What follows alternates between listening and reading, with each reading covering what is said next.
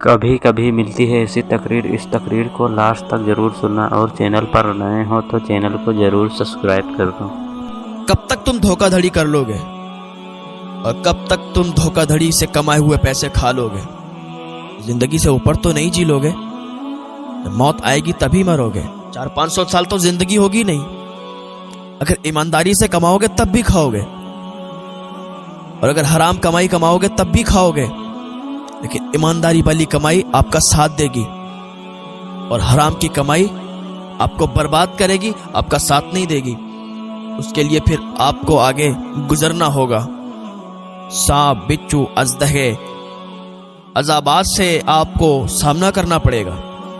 آج اگر آپ دودھ میں پانی ملا کر لوگوں کو دھوکہ دے سکتے ہو، کیا اللہ تمہیں دیکھ نہیں رہا ہے؟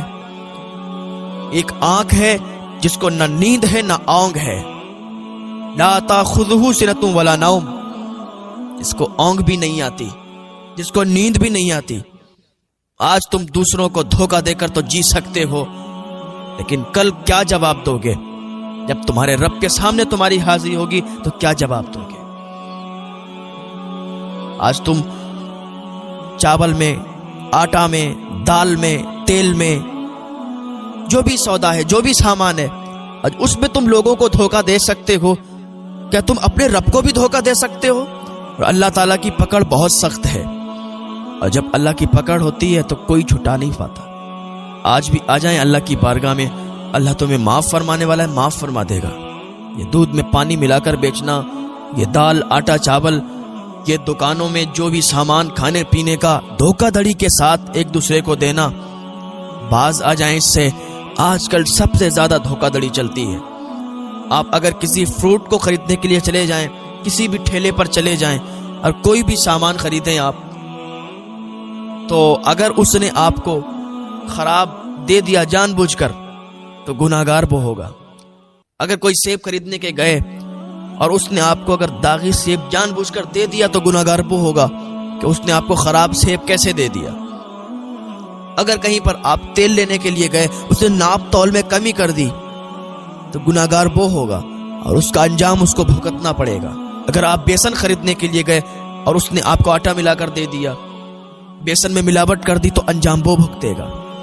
اور اللہ کی سخت پکڑ ہے، اللہ کی پکڑ بہت سخت ہے۔ توبہ کر لیں، انسان اپنی زندگی سے اوپر نہیں جی سکتا، اور موت بھی بتا کر نہیں آتی۔ آج ہم موبائل یوز کرتے ہیں، موبائل میں ڈاٹا یوز کرتے ہیں، تو جب 50% ختم ہو جاتا ہے تو میسج آ جاتا ہے کہ 50% ڈاٹا آپ کا ختم ہو گیا۔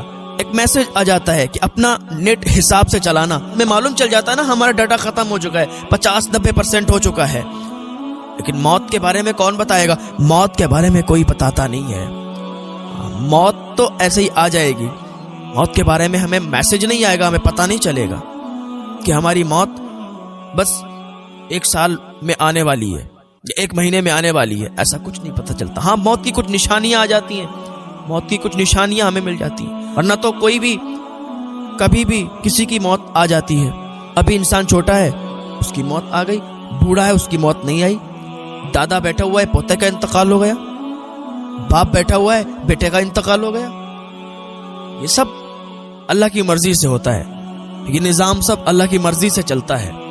تو اللہ کی مرضی کے مطابق زندگی گزارو تو تمہیں فائدہ ہے، رہ بھی اللہ کی زمین میں رہے ہو، کھا بھی اللہ کا رہے ہو، اور اللہ کی بغاوت کرو گے تو انجام خود بھگتو گے۔ ایک شخص آیا ایک اللہ کے ولی کے پاس، کہنے لگا حضرت میں گناہ کرتا ہوں، چھوڑ نہیں پاتا ہوں، کیا کوئی ایسا بھی عمل ہے کہ میں گناہ کرتا رہوں اور عذاب بھی نہ ملے؟ وہ اللہ کے ولی کہتے ہیں تو پھر تم اس زمین سے بہت دور چلے جاؤ، اللہ کی بنائی ہوئی زمین سے بہت دور چلے جاؤ۔ وہ کہتا ہے کہ حضرت یہ کیسے ہو سکتا ہے، کیونکہ ساری زمین تو اللہ کی ہے، اور اللہ کی بنائی ہوئی زمین سے دور کیسے جا سکتے ہیں؟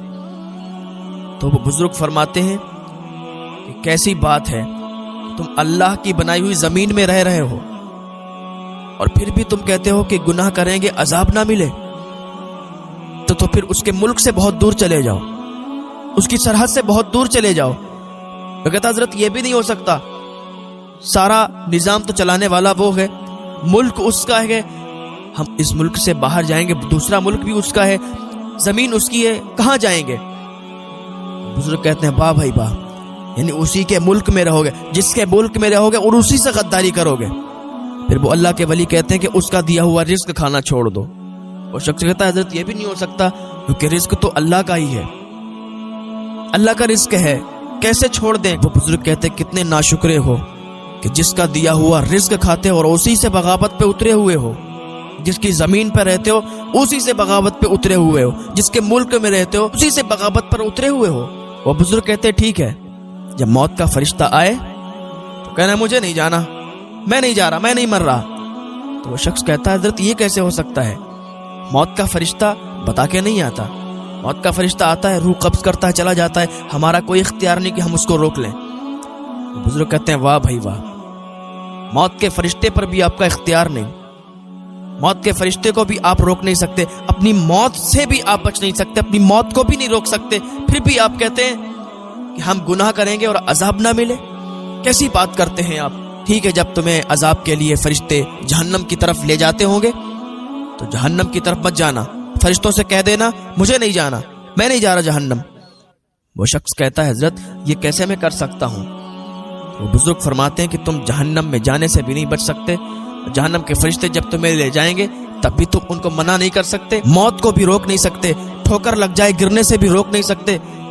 اب بتاؤ کیا اب بھی گناہ کرنا چاہتے ہو؟ کہ اب بھی چاہتے ہو کہ گناہ کرو؟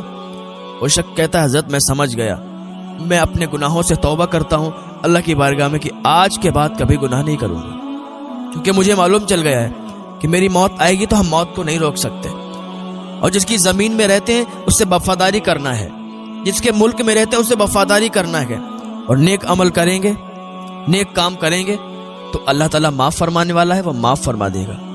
مجھے کہتے ٹھیک ہے اچھی بات ہے تم سمجھ گئے، آج ہمیں بھی چاہیے کہ ہم نیک عمل میں لگ جائیں، اللہ تعالیٰ معاف فرمانے والا ہے، معاف فرما دے گا۔